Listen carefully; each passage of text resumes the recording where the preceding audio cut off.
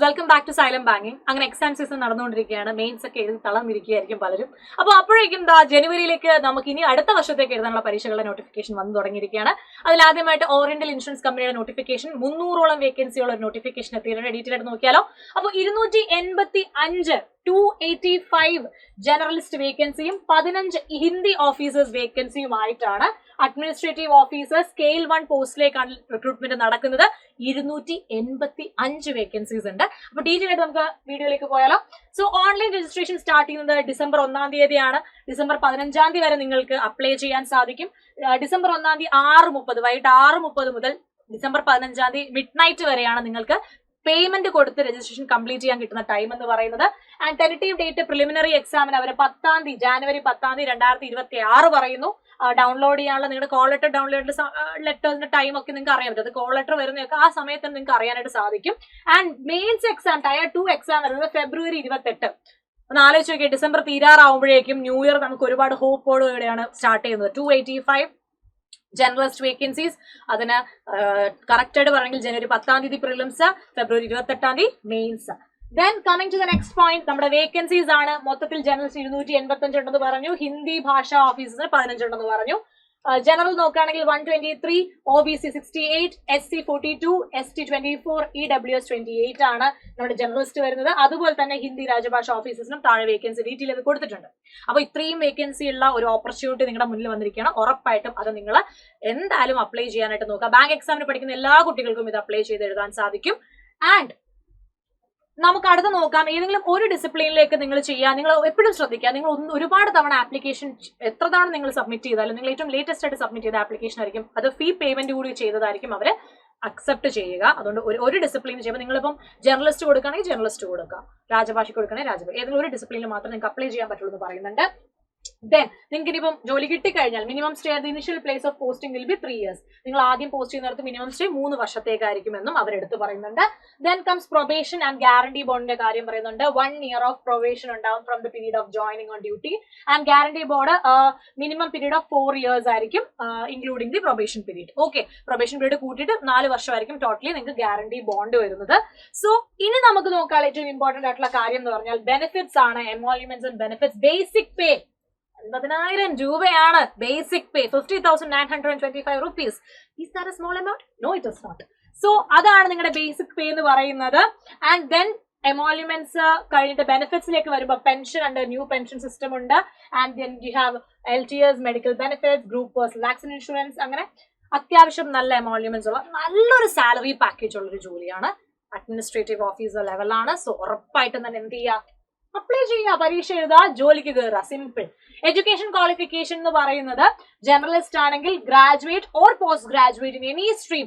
ഏതൊരു ഡിസിപ്ലിനിലാണെങ്കിലും നിങ്ങൾ ഗ്രാജുവേറ്റോ അല്ലെങ്കിൽ പോസ്റ്റ് ഗ്രാജുവേറ്റ് ആണെങ്കിൽ അങ്ങനെ, ഗ്രാജുവേറ്റ് ആണെങ്കിൽ അങ്ങനെ, ഏതൊരു ഡിസിപ്ലിൻ ആണെങ്കിൽ കുഴപ്പമില്ല. 60% മാർക്ക് ഡിഗ്രി എക്സാമിനേഷൻ ഉണ്ടാവണം.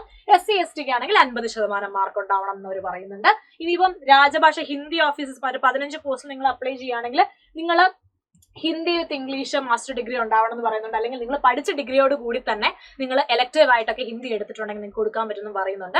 എനിവേസ് ഞാൻ കൂടുതൽ ഫോക്കസ് ചെയ്യുന്നത് 285-ലാണ്. കാരണം അത്രയും വേക്കൻസി, ഇത്രയും നല്ല സാലറി, ആൻഡ് ഏതൊരു ഡിസിപ്ലിനിൽ പഠിച്ച ഒരാൾക്കും അപ്ലൈ ചെയ്യാം. ഇതിൽ എന്ത് വേണം അല്ലേ. ദെൻ അടുത്ത് നോക്കാം. Age 21 year minimum, maximum 30 years as on 30/11/2025. അതായത് candidate must have not been born not earlier than 1st December. 1995 December 1-ാം തീയതിക്ക് മുന്നേ ജനിച്ചവരോ, കാണാൻ പറ്റുന്നില്ലേ, 1995 ഡിസംബർ 1-ന് മുന്നേ ജനിച്ചവരോ, 2004 11/30 ശേഷം ജനിച്ചവരോ ആവാൻ പാടില്ല. ഒന്നും കൂടെ ഞാൻ ക്ലിയർ ചെയ്ത് തരാം. 21 minimum age, 30 maximum age. The candidate must have been born not earlier than 1st December 1995 December 1-ന് മുന്നേ ജനിച്ചവരോ, 30/11/2004 ശേഷം ജനിച്ചവരോ ആവാൻ പാടില്ല. റിലാക്സേഷന് അപ്പർ ഏജ് ലിമിറ്റ് ഉണ്ട്. SC ST ആണെങ്കിൽ 5 വർഷം, OBC നോൺ ക്രീമി ലെയറിനാണെങ്കിൽ 3 വർഷം, PWBD ആണെങ്കിൽ 10 വർഷം, എക്സ് സർവീസ് ആണെങ്കിൽ 5 years, ഡിഫൻസിൽ ഉണ്ടായിരുന്ന ഡിസേബിൾഡ് ഇൻ ഓപ്പറേഷൻ ആണെങ്കിൽ 3 വർഷം, divorced woman or woman legally separated from husband ആണെങ്കിൽ 9 വർഷം, existing confirmed employees of public sector ആണെങ്കിൽ 8 വർഷം. ഇത്രയുമാണ് ഏജ് റിലാക്സേഷൻ അവർ തന്നിരിക്കുന്നത്. And Coming back to the next point is selection procedure. Preliminary examination ഉണ്ട് ജനറലിസ്റ്റിനായാലും Hindi ഓഫീസേഴ്സിനാണെങ്കിലും.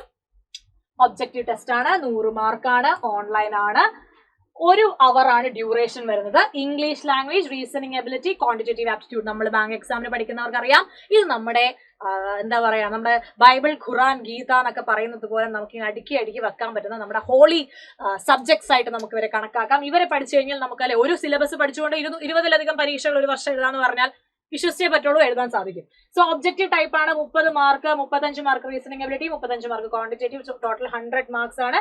Separate timing ഉണ്ട്, 20 മിനിറ്റ് ഈച്ച് ആണ്. So separate timing ഉണ്ട്, കൃത്യം മാർക്ക് കാണാം, പഠിച്ചുകൊണ്ടിരുന്ന സബ്ജക്റ്റ് ആണ്. അങ്ങനെ അത് കഴിഞ്ഞ് വരുമ്പോൾ മെയിൻസിന്റെ എക്സാമായി. മെയിൻസിലാണെങ്കിൽ നിങ്ങൾക്ക് അറിയാം 200 മാർക്കിനാണ് വരുന്നത്. ഡിസ്ക്രിപ്റ്റീവ് ടെസ്റ്റ് ഉണ്ട് 30 മാർക്കിന്. അതും നമുക്ക് 2 ഓൺലൈനായിട്ടാണ് നടക്കുന്നത്. ഡിസ്ക്രിപ്റ്റീവ് ടെസ്റ്റ് ടൈപ്പിംഗ് ആണ്, കമ്പ്യൂട്ടറിലാണ്. അത് നമ്മുടെ ഒബ്ജക്റ്റീവ് ടെസ്റ്റ് കഴിഞ്ഞ ഉടനെ തന്നെ നമുക്ക് ഡിസ്ക്രിപ്റ്റീവ് ടെസ്റ്റിലേക്ക് പോകാനായിട്ട് സാധിക്കും. Then objective test 2.5 hours duration will be as follows. There will be separate timing for every section. 5 minutes of time before the start of exam will be provided for the text to be written in the space provided on the call letter. Okay, അതൊക്കെ കൃത്യമായിട്ട് നിങ്ങൾക്ക് already അറിയുന്ന കാര്യങ്ങളാണ്. അപ്പോൾ മെയിൻസിനാണെങ്കിൽ ഡിസ്ക്രിപ്റ്റീവും ഉണ്ട്, objective കഴിഞ്ഞുണ്ട്, നമ്മുടെ objective test കഴിഞ്ഞുകൊണ്ട് descriptive ഉണ്ട്, അതും ഓൺലൈനിൽ തന്നെയാണ്, കമ്പ്യൂട്ടറിൽ തന്നെ ടൈപ്പ് ചെയ്യാനുള്ളതാണ്. അപ്പോൾ നമുക്ക് ജനറലിസ്റ്റിന്റെ മെയിൻസിന്റെ സിലബസ് നോക്കാം. Test of reasoning objective 45 question, 45 mark, 45 minute സമയമുണ്ട്. English objective 40 question, 40 mark, 30 minute. General awareness 40 question, 40 mark, 20 minute. Quantitative aptitude 40 question, 40 mark, 40 minute. Test of computer knowledge 35 question, 35 mark, 15 minute. And total 200 ചോദ്യം, 200 mark, 150 minute ആണ് ഒബ്ജക്റ്റീവിന് മാത്രം കിട്ടുന്നത്. Descriptive SA 20 മാർക്കിനും പ്രസ്സി 10 മാർക്കിനും ചോദിക്കുന്നതായിരിക്കും.